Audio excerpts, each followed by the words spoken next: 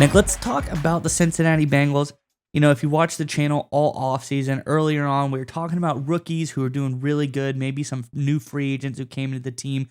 We like to talk about that stuff. And lately, we've been kind of talking about second year guys who are primed to have a breakout role, or not even necessarily second year guys who've been around the team in general who've primed to have breakouts. And it's like one guy on the team that looks really good, looking like they're going to have a great season. But the Cincinnati Bengals, they have two guys that are primed to have a breakout role on each side of the ball. I think this is fantastic news. Let's get into the article and we'll talk more about it on the other side. This, of course, is from over on All Bengals.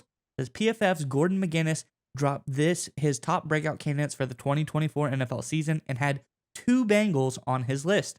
Running back Chase Brown and safety Jordan Battle. And again, I want to iterate, this was a whole list. It wasn't just him picking Cincinnati Bengals. The fact that two guys got on there, very impressive.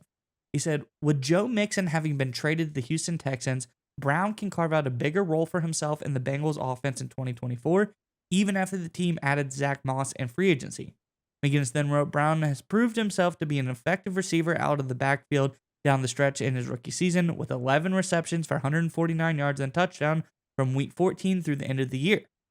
And then, talking about Battle, he said Battle was arguably the best rookie safety in the NFL last season.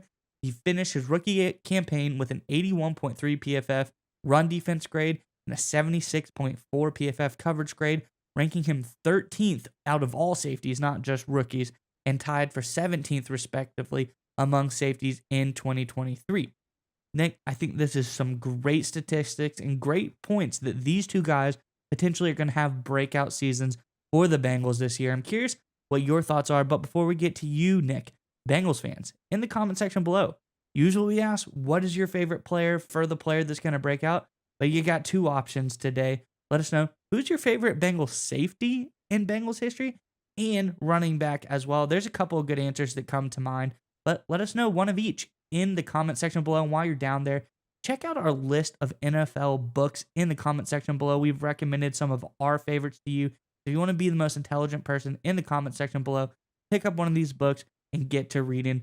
But Nick, what are your thoughts on these two breakout stars for the Bengals? Like you alluded to, the fact that there's two guys out of the entire NFL that are Bengals that are breakout guys is obviously a great sign for the Bengals in terms of how they've drafting and developing. So kudos there.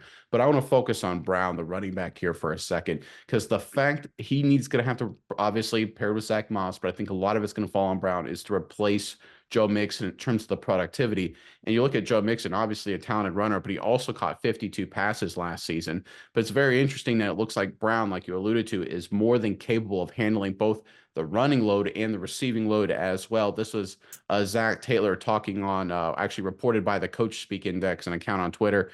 He said, talking about Chase Brown, the more downs you can put yourself on the field, the better. And he's worked really hard to do that. It's noticeable, and that's a real positive. So that's basically translated to say, hey, Brown's a guy who could not just run the football. He'll be able to catch the football, pass protect. He can be an every down kind of player. He's putting the time and effort, and he's impressing people on that front. Because I think Brown's development and I think a breakout campaign in 2024 is going to be huge for the Cincinnati Bengals. Because if you look at everything that's gone on with the Bengals offseason, right, we always kind of get caught up in like, oh, a big name player leaves one team and goes to another team. That's a big subtraction for the first team and a big addition for the second team, right? Mixon leaving the Bengals, going to the Houston Texans, right? Everyone's saying, oh, great win for the great win for the Texans, tough loss for the Bengals. How are they going to overcome it?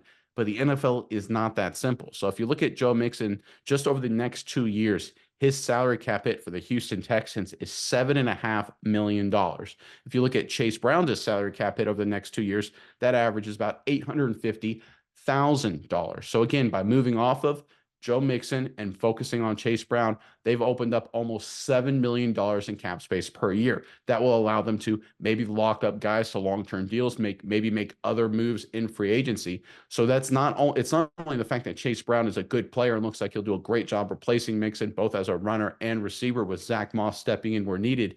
He also saves the Bengals so much cap space. And this is smart roster management. We talked about it this offseason. This is a Bengals franchise that is making a lot of really smart moves. People aren't focusing on them. They're kind of sliding under the radar. But I think focusing on Brown here, moving off Mixon, as time goes on, it will look like one of the smarter moves any team has made in the AFC this offseason.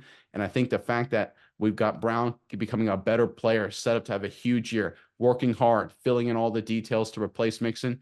Looks like he's ready to step up. And I think this is just a great sign for a Bengals team that kind of is being slept on right now, to be totally honest, because a couple of years ago, right, back-to-back conference championship game appearances, but one of the better quarterbacks in the NFL, great coach, great defensive coordinator. This is a team that's poised to have another great season, and I'm looking for Brown to have a big role in that. Yeah, Nate, and when you look at the PFF grades, it supports everything you just said. You look at Zach Moss. This is a guy who's a great runner of the football. He's probably a little bit runner, or a little bit of a better rusher than Chase Brown. 72.8 PFF grade for Zach Moss versus a 59 PFF grade for Chase Brown. But then we get to the receiving part. Moss, iffy on the receiving. 43.9 receiving grade as a running back. Brown, on the other hand, 81.8 receiving grade. So very complimentary type of players. You get to the pass pro guys. Zach Moss on this side, a 64.4 pass blocking grade, which I think is very good. Where Chase Brown, 26 pass blocking grade last season, not so good. So I think when you start to see these guys down the stretch, you see what the Bengals did. They picked guys who, all right, Zach Moss, he can do this. He can run really good. He can pass block really good. Not very good at receiving. Let's find a guy who's adequate at the two other things, but is very, very good at receiving, and kind of work into a mold to get two guys that complement each other very, very well. And I think in the end, like you said, they replace whatever Joe Mixon would have put on the field for a fraction of the cost. I think this is a really smart move by the Bengals. And when you just look at the numbers, you look at the grades, you can really tell exactly what the Bengals were doing. And I think they did a great job here. And just one final point here, you talk about doing it maybe in the aggregate, right? Zach Moss and Brown together. Zach Moss's cap hit this year, $3 million. So even if they have to rely on both running backs together to replace Mixon, like you brought up, it's still a big discount for the Bengals.